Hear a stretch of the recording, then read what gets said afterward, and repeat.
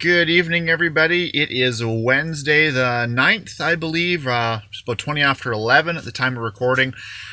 Okay, so there's a whole pile of rumors and fear and scared people running around like crazy. We went for a drive, took about an hour and a half, Jordan, I think something like that.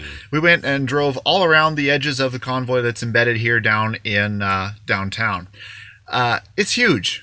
It really is massive. There's not there's not thousands and thousands of trucks. There's hundreds of trucks, but hundreds is still hundreds, and they're taking up an awful lot of space, and they're well entrenched. They're not going to just get them out of there on a whim.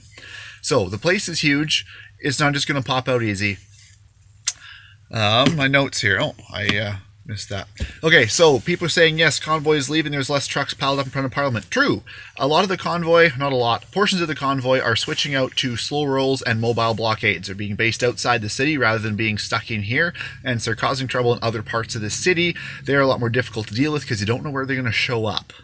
So yes, trucks disappearing from downtown. Some guys got to go home, understandable, and other guys are just moving to the edge of the city, and they're causing trouble in other ways. So with all of the rumors flying around, but all the extra police coming in, all that stuff, people need to keep this in mind. We are 2 years into a psychological warfare. 2 years. So we've been fed misinformation and fear and scare tactics for 2 full years. What makes you think it's going to stop now? We have people who've infiltrated our ranks who are spouting all kinds of things with credible sources to say that so such and such saw this, and then so and so saw this, and so saw this, and so the three non-credible sources that, just a screenshot or a poorly taken picture or something, those 3 things together can mean all kinds of things.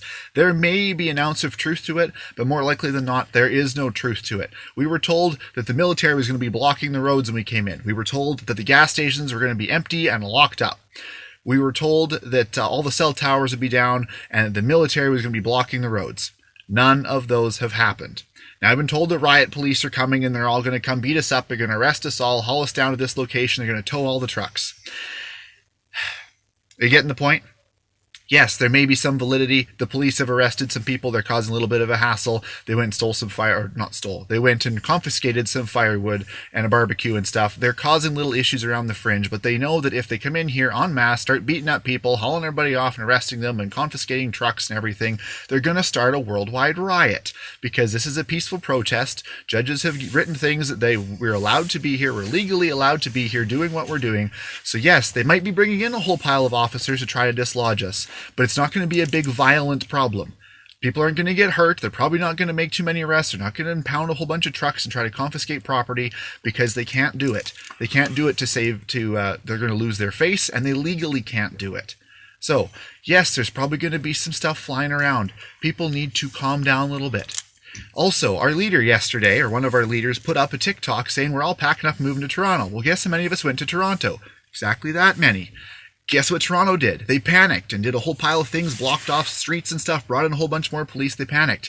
Guess what? We're playing the game too.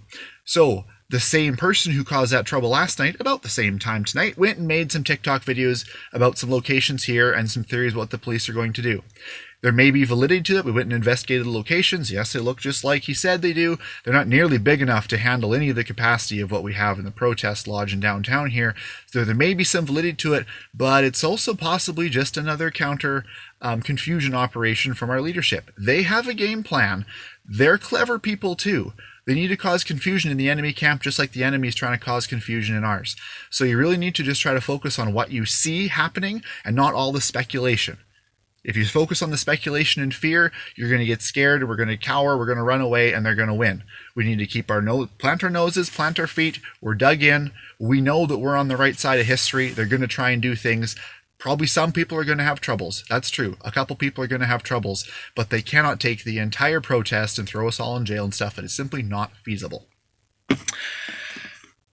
Moving on. So all the extra officers they have theorized coming in, there's 1,800 being airlifted in. I saw a report on that as the Ottawa City Police talking about in the same sentence that they were saying they're going to bill us for all of this extra policing and stuff. We'll see how that works. There's extra people coming. There's multitudes of convoys coming from across the nation who are going to be here in the next couple of days. They know that. So they're bringing their extra people. We're bringing our extra people. I know 4 people from my local community that are going to be out here for Friday night. And there's more people coming from the area that I don't know. So maybe the police are getting reinforcements, but so are we. They're probably going to try to have us fished out of here in some capacity by the weekend, because the weekends are the big deals. So if we're going to see something happen, it'll be tonight or tomorrow night. Because that would make the most sense. And I'm probably not going to try it Friday night because people are going to be here for the party on Saturday. So if you wake up in the morning and there's a media blackout and you're having a hard time hearing things from the Hill, don't be super surprised. News will get out eventually. Act accordingly when you get it. But everybody just needs to take a bit of a chill pill. Realize there's confusion being spouted by both sides. Try to be discerning as to what you think is truth and what is fearful and what is fear-mongering. Relax a little bit. If you're at home, there's nothing you can really do. Worrying is not going to accomplish anything. Take a chill pill. Try to just get the facts, what you can, and we're just going to have to react when things happen. We're going to plan for the worst. It probably isn't going to happen, but we're going to be okay. We're going to talk to you guys in the morning. Have a good night.